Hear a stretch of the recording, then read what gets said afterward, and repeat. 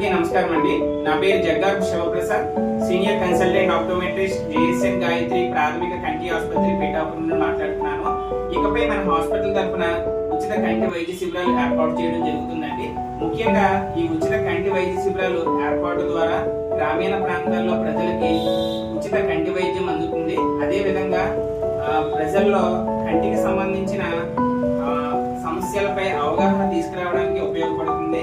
చాలా మందికి కంటి సమస్యలపై అవగాహన ఉండదు. అటువంటి వారికి మా క్యాంప్స్ ద్వారా వాళ్ళలో ఒక అవేర్నెస్ అనేది తీసుకురావడం జరుగుతుంది.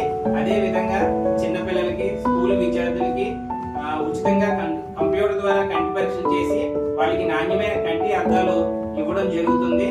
కావున మీలో ఎవరికైనా ఉచిత కంటి వైద్య శిబిరం ఏర్పాటు చేయాలి అనుకుంటే మా హాస్పిటల్ నందు సంప్రదించండి. మేము ఏదో ఒక రోజు మీ ప్రదేశంలో సంపూర్ణమైన కంటి పరీక్షలు, కంప్యూటరైజ్డ్ కంటి పరీక్షలు చేయడం జరుగుతుంది.